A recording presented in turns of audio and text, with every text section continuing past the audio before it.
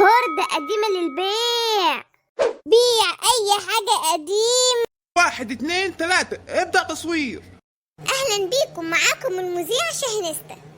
الحق يا واد يا بسارية، مذيعة في شارعنا، تعالى نتكلم معاها يمكن نطلع ترند ونتشهر. يا سلام عليك يا صاحبي، يلا بينا. شاور للكاميرا. ايه ده؟ وقفوا تصوير. وقفت تصوير ليه؟ عايزين نطلع في التلفزيون. لا ما ينفعش، يلا امشي من هنا. ايه يا استاذة، انت بتصوري في شارعنا، بلاش الطريقة دي معانا. على فكرة لو ما مشيتوش انا هكلم الشرطة حالا. شرطة ايه بس؟ ما تسألينا واحنا نجاوب، ده احنا مثقفين قوي.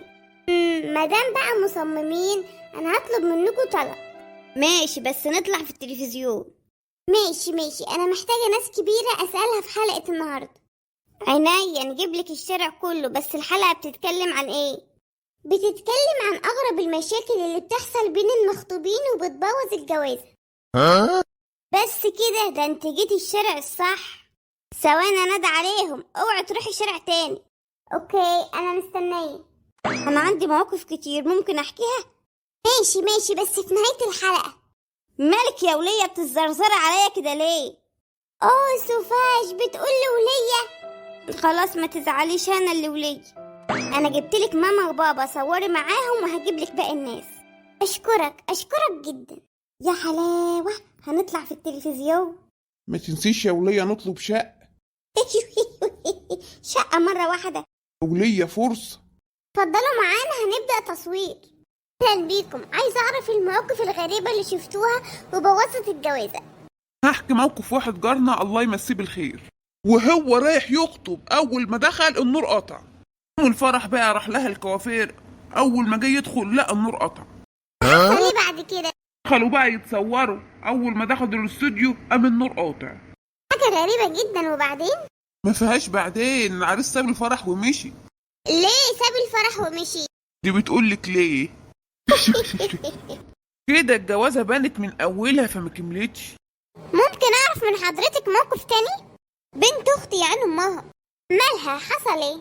عشان يوم عيد ميلاد المحروس خطيبها، بدل ما تبعت له رسالة بعد الساعة 12 بالليل بعتتها له الصبح. بعدين حصل ايه؟ الواد ابن امه اتقمص والخطوبة باظت. طيب كنا عايزين نطلب طلب كده وانت بتصوري حضرتك. خلص بس موضوع الحلقة وبعد كده قولوا اللي نفسكوا فيه. ماشي يا ست، هنقف نستنى بعيد. يلا يا ام حنكش احكي الموقف اللي عملتيه مع عروسة ابنك وهتطلعي ترند. اتفضلي احكي. انا هتكلم وانا دمي محروق، ربنا على المفتري والظالم. حصل ايه كل ده؟ احكيلي. البت جابت لابني في جهازها كاتل من اللي بيتعمل فيه الشاي ده. فيها ايه؟ ما هو لازم تجيب كاتل في جهازها. يا اختي ما انا عارفه انها ما فيهاش مشكله، انا كل ما في الامر ان انا عايزه مع الكاتل برد لي الشاي، فيها حاجه دي؟ تقوم البت وامها يقولوا ايه؟ لا احنا هنجيب الكاتل بس مفيش براد. بعدين حصل ايه؟ انا الدم غلي في عروقي، اقول براد يقولوا لا، قلت الجوازه دي لا يمكن تتم. شوف يا اخويا الوليه القادره الهم بوظت الجوازه عشان براد الشاي. وليه اسكتي، ملناش دعوه، خلينا نقول عايزين شقه ونروح. ثانك يو عليكي يا اختي.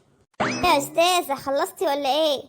ايوه ده هتبقى حلقه واو. انا دايما هاجي الشارع هنا واتكلم عن مواضيع كتيره. تنوري، يلا بقى عشان تصورينا. ما ينفعش دلوقتي، خليها بقى المره الجايه. لو النبي، هو ايه اللي مره جايه عشان تمشي وما نشوفكيش تاني. يلا يا بسارية نصور. يلا يا بابا، يلا يا ماما، كلنا هنتصور، صح ولا ايه يا استاذ؟ يلا ابدأ تصوير، احنا مستعدين. احب اشكر الشارع الجميل اللي صورت فيه النهارده، وكل يوم هيكون معانا موضوع جديد. عايز اسمع من حضراتكم كلمة أخيرة. تحب تقول ايه يا ابو بازوكا؟